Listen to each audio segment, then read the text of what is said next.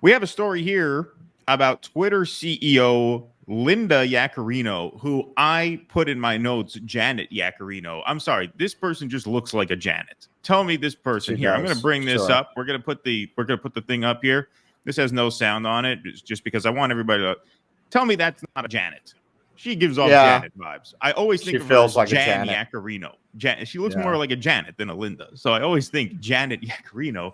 But then I caught myself right before the show. I'm like, oh, no. Her name's Linda Yaccarino. Linda Yaccarino sat down with CNBC to discuss the company's content moderation policies. This got a lot of play. And so let's give this a look. Reducing that hateful content from being seen is one of the best examples how X is committed to encouraging healthy behavior online. And today, I can confidently sit in front of you and say that 99.9% of all posted impressions are healthy. How do you define healthy, though? Is porn healthy? Are conspiracy theories healthy? You know, it goes back to my point about our success with freedom of speech, not reach. And if it's... Okay, now I want to stop here. Freedom of speech is not freedom of reach. Those are phrases that we actually read in the Twitter files dumps. Yes. Which was supposedly the expose on the old Twitter. That actually freedom of speech does mean freedom of reach. It means freedom from interference by people to suppress your reach. That's what freedom of speech actually means. Right? That's what I said on a previous show. This goes back to the whole premise that knowledge is power. Well, knowledge is power because you can share it. If you can't share knowledge, then knowledge has no power, right? And so the idea, well, you have freedom of speech, but not freedom of reach. No. Freedom of speech is freedom of reach. It's at least freedom from undue interference by subjective third parties, or in this case, first parties. Let's say it's your platform, right? You're still interfering with someone's ability to speak and be heard if you are suppressing their reach. And this was in, I believe it was volume 1 of the Twitter files. Certainly within the first 3 volumes. And this was one of the first real bombshell Twitter files drops, had to do with shadow banning, right? Or limited. They had some Orwellian term for it. I forget what it was. But basically, they would shadow ban certain accounts without letting them know, interfere with their reach. And now here she is, new CEO of X, talking about the same thing. Right.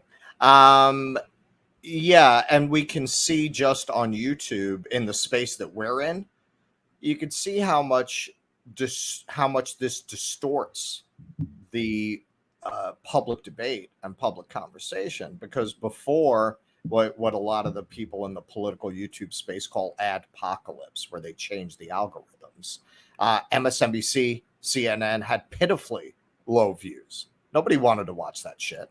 Right. The people who had all the views were alternative media of the whole spectrum, left, right. You know, this is something that Jordan was bringing up when we had him on, how there was this algorithm change, which, you know, we debated a little bit how much impact that has on specific videos and individual videos. But it's not debatable. We know for a fact that they changed the algorithm at one point to boost corporate media channels and videos. So that's the impact you have when you do that. It's not simply suppressing. Look, we can have a debate about whether or not we want Stormfront to spread its tweets as far and wide as they want. But that's not what happens. What happens once you open this door is opinions that threaten the establishment. And more to the point, this is really what she's hired to do, that threaten advertisers get suppressed. Well, this is also just a reflection of a certain cynicism, a certain anti-populism, as Thomas Frank would say, a certain anti-democratic worldview. Because look, if you are in the world of social media, if that's your business, if you're in the world of dissemination of speech and ideas, and you actually believe in democracy, you actually believe in the instruments of democracy, then don't you believe that the best ideas will get the best reach, right? I mean, that's the whole premise. They don't believe that. But they don't believe that. They don't believe that. They think in what their mind are, the worst ideas will get undue reach. And so they have to interfere. That just reflects a cynicism about the entire ideals that you are, in theory at least, trying to uphold. But let's let it keep Well, that idea, as Thomas Frank points out, that's a very old idea in America, and the election of Donald Trump made it completely respectable and out in the open to believe that. Right? Exactly. You can't trust the people. They elected Donald Trump. Exactly. If it is lawful, but it's awful, it's extraordinarily difficult for you to see it. But how many millions of people? Well, there you go. If it's lawful, but we consider it awful, it will be difficult to find. Right? Now, see, a lot of us in this sort of political online space. I see Mehdi Hassan all the time. I would consider that pretty awful. Yeah, I consider that. Why do you platform him? Indeed. If anyone should be shadow banned for spreading disinformation, it's Mehdi Hassan. Yeah, talk about lawful but awful. But, like we in this political space probably see more of the lawful but awful, quote unquote, speech because we are political people with a political following, right? When you broaden Twitter out, and Twitter is a disproportionately political forum, obviously, but there's still plenty of people on Twitter who follow baseball, who follow showbiz, right? So they'll never see most of the stuff that we see, right? That's considered shadow banned to the average user. We might get fed it more because we're fucking crazy. We are online politics junkies, right? All right, let's let it keep going. Just on a side note, it's interesting that she's came out and said this right now. I believe that I'm not sure if it's an additional drop or an overall drop, but I've been seeing a lot of headlines that Threads dropped 82% now. I think it's another drop. Like everyone they used it. They went on there for a minute. Yeah, to see what it was about. There's no audience. So all these fucking narcissists like George Takei, they're not going to stay over there. They want people to see them. They're gonna stay where the audience is. They're all a bunch of fucking hypocrites. And every time they say, "Oh, here's the Twitter killer. Here's the Twitter killer," there is no Twitter killer because it's a vicious circle. The audience is on Twitter, so people stay on Twitter. Every time somebody tries to create a rival, people go over there for a minute. They see that 6 people looked at their whatever Mastodon thread or whatever Blue the fuck. Sky, Big Sky, whatever. Blue Sky, whatever. And then they run right back to Twitter where the people are. There's really nothing you can do about that at this point other than to shut down Twitter in order to allow another platform an opportunity to grow. As long as Twitter's there, that calculus is going to be there. It's interesting to me that as Threads collapses, she's coming out here saying this because it's almost like, did the advertisers lean on them and in desperation because there is no other platform for them to go to?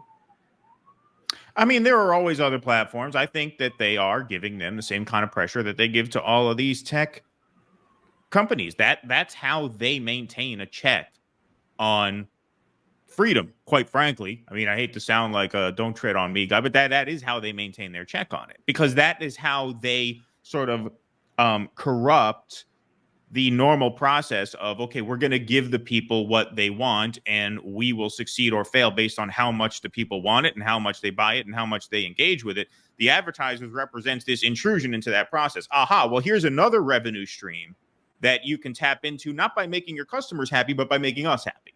Right. And so that's how they sort of get involved, and that's how they sway the entire process. But how many millions of people follow Kanye West? Lawful but awful. And he's allowed back on.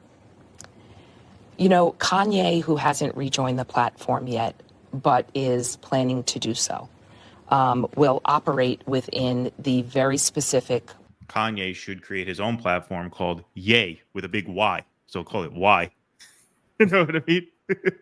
Apparently you have the same glasses there. Oh, burn. Sick burn. Yeah, they are similar. You know why? Because she's wearing man glasses. That's why. Not because I'm wearing women's glasses. I wore these first.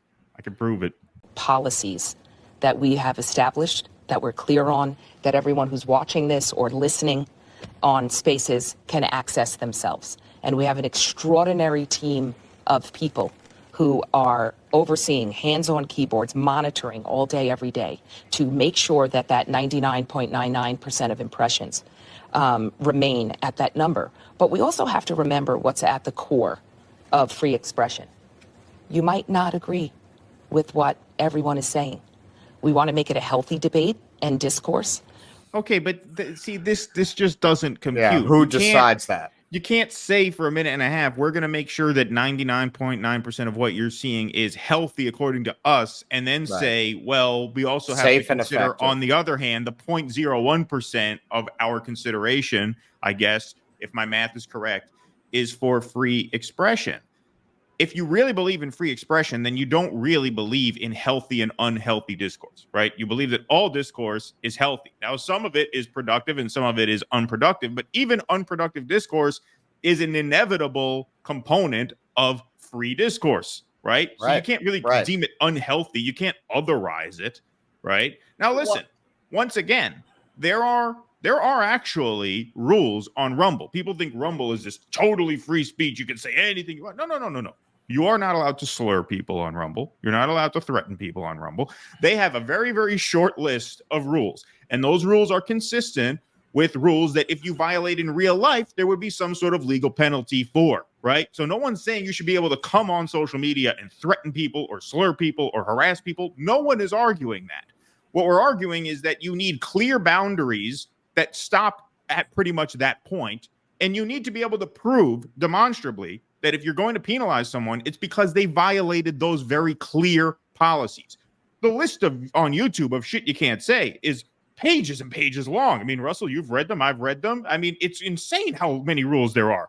I mean, Facebook, same thing. That's what we're talking about. So when you talk about healthy and unhealthy discourse, there are limitations to free speech outlined in the law, and Rumble, a free speech platform, enforces those. It's not a complete free-for-all, but that's the model that you have to embrace, not this, because what she said here, this last part is just totally inconsistent with everything that came before it, which leads us to the same place, whereas, yeah, I mean, Twitter is a bit freer than these other platforms, but there's still a chance you can be shut down at a moment's notice with no real recourse. Well, and we've seen the results of this censorship regime over the last several years. How many things that turned out to be true or certainly have enough evidence to be discussed got suppressed, like the lab leak. You weren't allowed to talk about that. Look, there are things that RFK gets into that are valid that we still can't really talk about on YouTube. You can't even say the word. You can't even say the words. Like I'm talking around it, right? Right. And as everybody knows, we're very critical of RFK, but a big part of my criticism, and I think Keaton as well, is that because a lot of what he says is valid, it's a shame that he veers off into things that you can smear him with, because then you can't use him as an example of somebody who supports the idea, because then they can say, well, what about this? But it's not that things that I like, you can see how I'm speaking right now, right? Like I'm not even saying the word. Everybody knows what I'm talking about. They have misinterpreted the election of Donald Trump as an anti-democratic result. And I've said this before. That's an eminently democratic result. The only surprise about the election of Donald Trump is that a figure like that didn't get elected sooner, that it took so many decades of abuse of the American people to elect a figure like Donald Trump. It's incredible how long people still had faith in the system. A realistic interpretation of that result is Obama was the last chance that the establishment had to prove that it could govern. People bought into the hope and change. They gave him a chance. They thought this was going to be a great turning point, not only in the history of our dark, racial past, but also it would be a turning point in this dark history of neoliberalism post-Reagan, that we would turn back towards a politics and an economics of the people. And he fucked them. He fucked everybody. So, of course, at that point, they lost faith in the system. They were only in 2016 going to go for somebody who they perceived as not part of that system. Please clap.